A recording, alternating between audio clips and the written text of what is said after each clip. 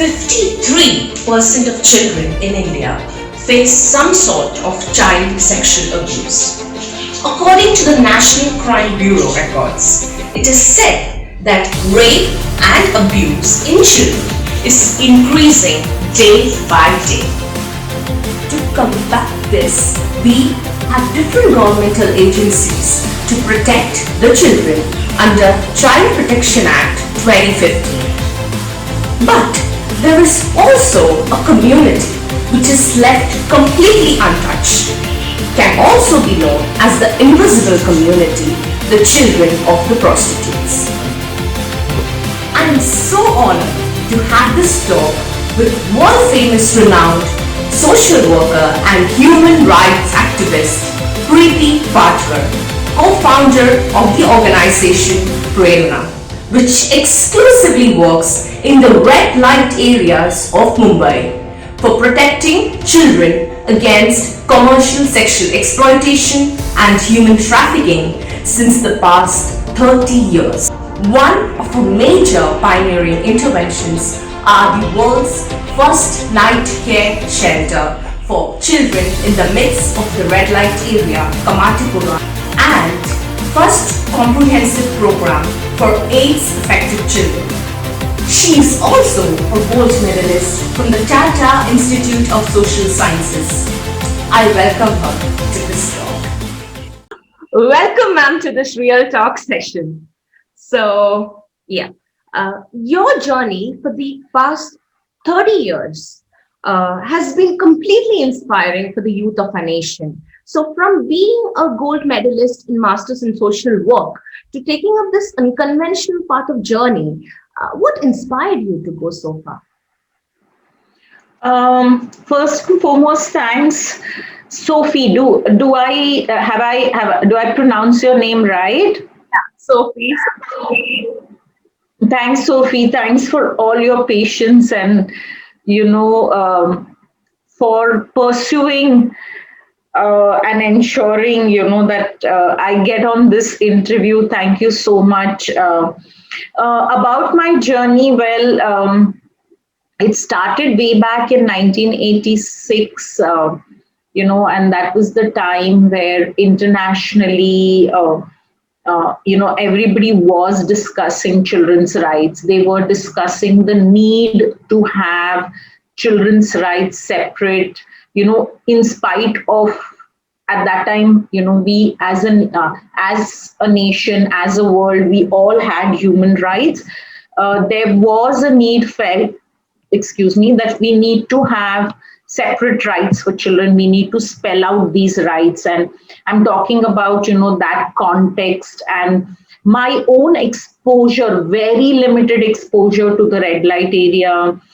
As a student of Nirmala Niketan College of Social Work, where, a visit to the red light area where we had seen many children, where we had seen a school in the midst of the red light area, and a discussion around why is it that there, in spite of there being a school in the midst of the red light area, these children were not attending these the local municipal school. I think my journey of understanding the plight of the children born in the brothels of Kamatipura, then known as the largest red light area in Asia, began.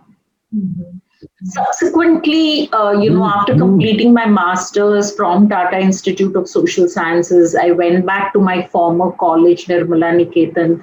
I spoke to my faculty, my mentor, Farida Lambe, about this issue, what I'd seen during my visit in the red light area. And I think that's where our journey of working and addressing the issues of children born in these brothels of the red light area began. What we saw was, in these red light areas was extremely disturbing and appalling. Children who could not fend for themselves, infants being put to sleep right below the bed on which the mother was made to entertain customers. And these children, in spite of the noise, the music, the noise of the people around, what I found was, They were sleeping so soundly. And I remember asking women, how is it that these children sleep so, undisturbed? And I remember the first lady who looked at me, and she had this very very disturbing expression on her face, and she said, हम उनको अफू खिला देते हैं और वो सो जाते हैं. And subsequently, talking to many women in these brothels, I learned that children were mildly intoxicated and put to sleep because otherwise they are a hindrance to the mother. And the red light area is a place where the client is the king. So you cannot do anything. Nobody can do anything to disturb the client. To the red light area rule was that the client should be happy and should go back happy so that he returns. Yeah. What we subsequently also saw was children who could fend for themselves, children who were about 6 years, 7 years, would be running errands for the mother's customers. We also saw children who would run behind the taxis, which would line up the Shuklaji street to lure customers for their mothers or the other women in the brothels or adjoining brothels. The little older ones, again running errands and being groomed to subsequently take on the jobs that we called as allied activities of the sex trade. So be it attending to gambling dens, be it pimping, be it trafficking. They were also trained to be gate boys, like you see very often the bouncers. So they were being trained to be the gate boys to ensure no woman leaves the brothels. And of course, the plight of the girl children, which was extremely disturbing. Young girls, by the time they were 12 and 13, being groomed to be sold into the sex trade to the highest bidder. And the worst was when I saw, brothels and in the bylanes of Kamatipura, very often 3 generations standing, and the customers who come in the evening, deciding and looking at all 3 of them and deciding which one would he pay for that night. I think on one hand, we were talking about protecting rights of children. And when we were talking about protecting rights for children, there was this entire discussion, rights for all children, absolutely no discrimination when it comes to ensuring and actualizing rights for children. And here there was a community, a very large community of children who were going through this intergenerational cycle of sex trafficking, and not a word being discussed about them. Highly invisibilized and, highly intentionally kept voiceless.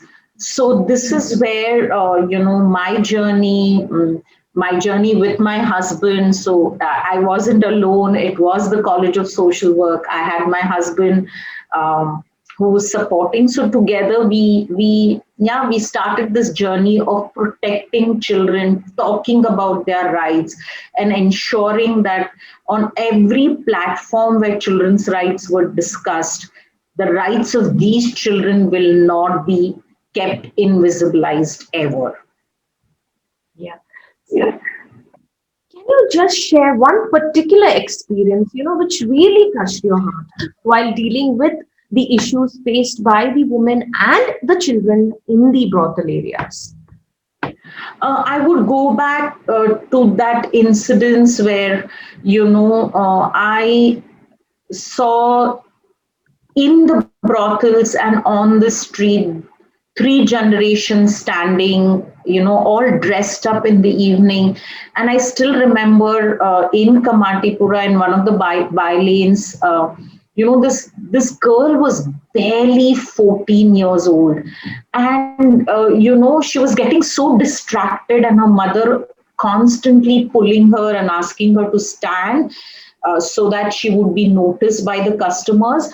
And you know how easily the sex trade was being carried out, trading in minors, and nobody was, scared or worried that there was a law and that they could be booked under the law for trading in minors.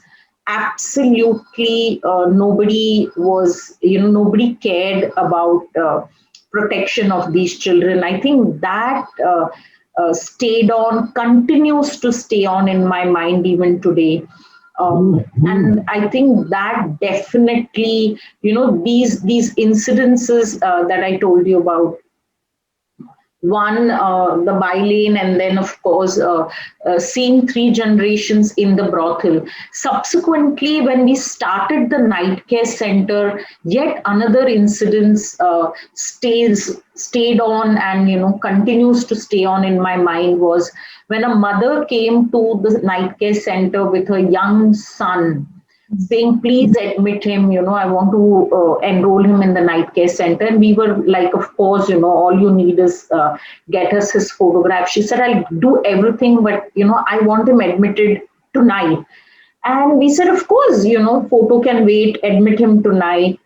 And then we got down to talking to her, and she started weeping and, telling us that the previous night, when there was a customer in the brothel, this boy took out a big koita and showed it to this customer and saying, I'll kill you if you come anywhere near my mother. And the mother was trying to pacify him. She said, I had to beat him, because of the way he was behaving. But subsequently, I think when both of them were, a little calm and composed, the mother got into a conversation with the boy, and the boy told her, I hate it when these men come and you give them so much time when you have no time for me. I never get to spend time with you. You never ever sleep next to me when I go to bed, but you're always laughing, talking, eating, and going out with these men. These are all strange men, and you have time for them and not for me. So I'm going to kill every single person who comes near you in future. And the mother was so agonized. She was so sad, and she looked so helpless. So there are all these incidences, I think, just have stayed on. Whenever I've heard them, whenever mothers have shared them with us, we've also had children share about their bit of experience. So yeah, there are several such incidences and experiences that have stayed on. Do you think still there is a lot of taboo and lack of awareness in the Indian society regarding what is actually happening in the life of women involved in prostitution? Let's take the first question. Is there a taboo? I'll say yes. There definitely is a taboo. We as a society always divide everything into good and bad, and women definitely are put into either one of these boxes. And if you have got to do anything with the sex trade, you definitely are put into the box which has all, is reserved for bad people. So and people do consider, anything that you have to do with prostitution as moralistic. Only fallen, bad, frivolous women are into the sex trade. So, of course, the taboo is there. The other, when you move forward, a little bit forward, you find people will have some amount of sympathy for them. What we really see lacking is people are trying to dive deep and empathize and understand what is the real situation of these women.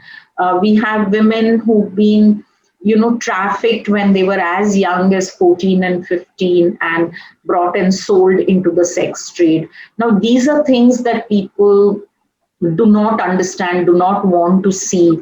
What they see is, and what they, label or what they comment on is, oh, these women are alcoholic, look at the way they dress up, they are, they always wanted an easy way out, they wanted big money, and that's how they are in the sex trade. So these misperceptions are something that definitely we as an organization have constantly worked on, and continue to work on. And I think there is definitely a need for us to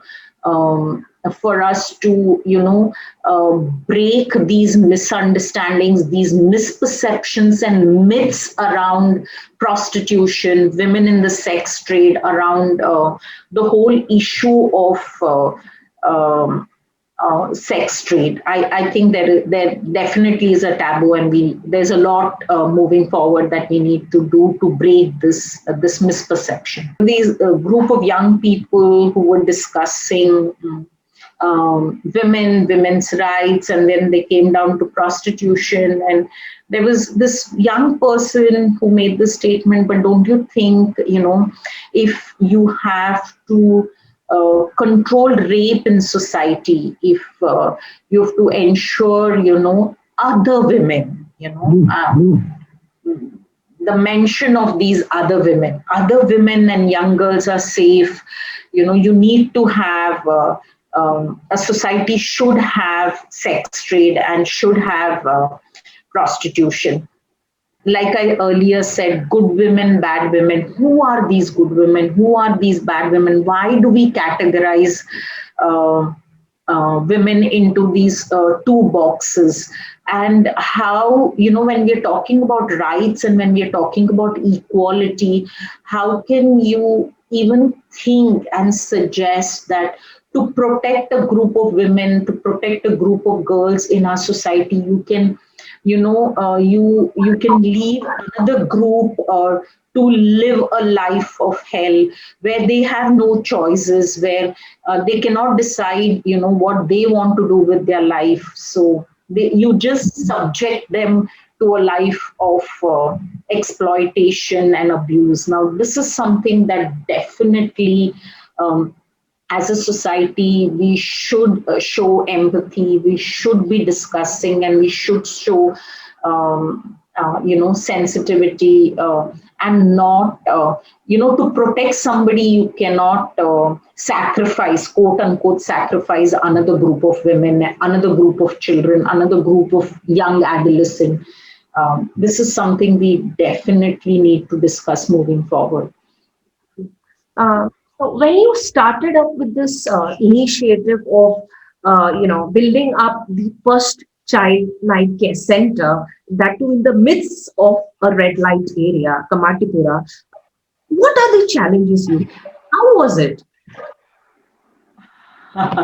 That's a good question. I think the challenges were insurmountable. Oh my God. So, starting from people criticizing us,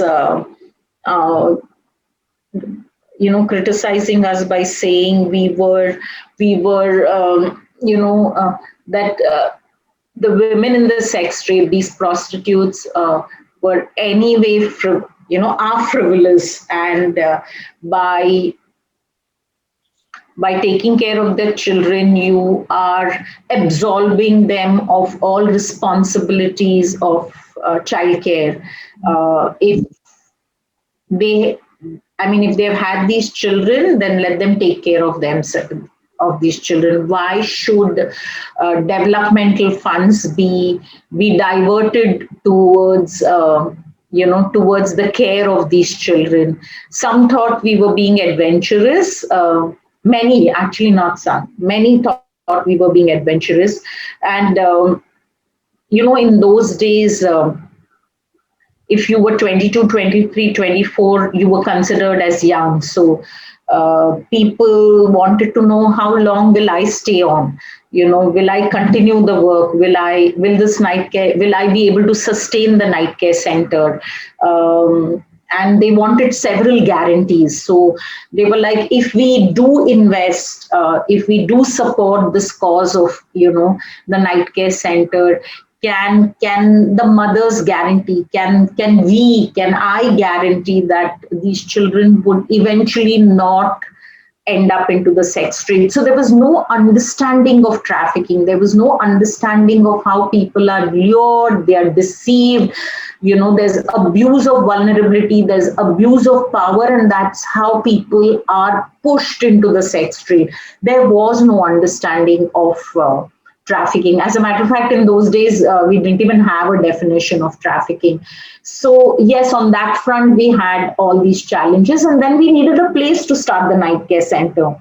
And there was nobody willing to give us a place because nobody wanted children of these bad women coming anywhere near their property, anywhere near their premises. So it was such a challenge to negotiate and get this place. Even the Bombay Municipal Corporation, where we started our first night care center, I remember there were a few people who mobilized the local community to sign against the night care center, saying that, if children and women start coming into the school where the night care center would be started to drop their children, they'll bring bad influences to a sacred institution like a school. But having said that, I think Prerna's entire journey, I remember we met such amazing people who have extended their unconditional support to the cause, to the children, to these women.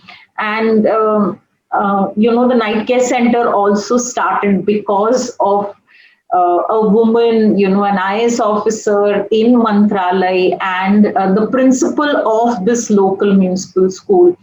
Both of whom who were convinced that, we have to protect these children, that these children have equal rights, and they are invisibilized. And it was because of them that we got the first room in the Kamatipura Municipal School and we started our work. So, yeah, it wasn't easy, but I firmly believe that that there are good people around and you meet them at the right time, and they definitely support the cause that you are taking forward. So yeah, that was our initial initial challenges of running the night care center. And of course, subsequently we had the brothel keepers who created trouble for us, the pimps who created trouble for us. I remember once, in the 13th lane, there was this young girl, 13 years old, and her mother died of HIV-related co-infection. And immediately after the death of the mother, we informed the police and we rescued this 13-year-old girl. And the brothel keeper was so upset because for her, she was, she was a sure and definite recruit into the sex trade for whom she didn't have to pay. And our move of entering in and rescuing that girl had disturbed that brothel keeper so much that she had a meeting with all the brothel keepers in that lane to ensure that no child from that lane is sent to our night care center. The word spread, and I remember there were almost, I think, over 10 days, there were no children coming to our night care center at all. So, we had problems also from the perpetrators of the sex trade. We also constantly in the initial days, had to answer a lot of questions. This whole thing of guarantees. Do you guarantee that this child, will not go back to the sex trade? And it was difficult convincing people that when it comes to rights, you just give it. You don't ask for guarantees. You don't say, you will have education, access to education only if you can assure that this child will become a contributing, responsible citizen in the society. No, you give the child education. It is unconditional. Rights are unconditional. You have to give it to people. You're bound to give it to people. Now these are things which we find are always questioned when it comes to people living on the margins, and definitely when it comes to communities like the red light area and children born in brothels to prostituted women. I think the questions, they are constantly flooded with questions, constantly asked to be answerable to the society in order to enjoy their rights. Ma'am आजकल youngsters बोलते हैं ना कि चलो पैसा चाहिए, everything we want in a go. And when I look at your story, young woman 23, 24 walking into the street of Kamatipura, and then you're coming up with this absolutely different idea or perspective ki bhai I will start up this and I'll stand up for their rights. So what is your message for youngsters? Because you were doing something absolutely different, contrast to आजकल जो generation में जो चल रहा है. So what is your take for us youngsters? Good question, and a little difficult as well. मैं कहूँगी कि आपको पैसा बनाना है, make money. मगर उसी के साथ create opportunity whereby others can make money too and sustain themselves. Don't hoard while several have nothing. मैं कहूँगी share करो. मैं ये भी कहूँगी कि आपको famous होना है, हो जाओ, मगर आपका फेम कुछ अच्छे काम के लिए इस्तेमाल करो ना. Become an influencer. Use your fame to influence change for larger good. मैं यहाँ वापस emphasize करूंगी, change for larger good. दूसरा मैं next मैं कहूंगी कि there are times when you have to walk alone. You walk alone. You prefer to walk alone. But don't forget the strength of collective action. Contribute towards bringing about equality, equal rights for all. Don't wait to see what others are doing or what others are going to say. Do it if you're convinced. You take the step. I feel somewhere the youth has the capacity today. So take that step towards making society safe for everyone. And I feel ये society safe करने का किसी एक का जिम्मा नहीं है, किसी दो लोगों का जिम्मा नहीं है. It is a collective responsibility. It is everybody's responsibility. And to the youth, never think you're too young. And to people like me, never think you're too old to do anything. I think amazing चीज करने के लिए एक तो पागलपन जरूरी होता है, और दूसरा you're never too young or too old to bring about change in society, to do amazing things for society, to create a just and an equal society. So yes, we are done with our questions, and absolutely wonderful learning, ma'am. Really, really, thank you so much. Thank you once again, for your persistence and and not giving up. You're also young, and I loved your attitude of not giving up. And all the best to you as well. Never give up.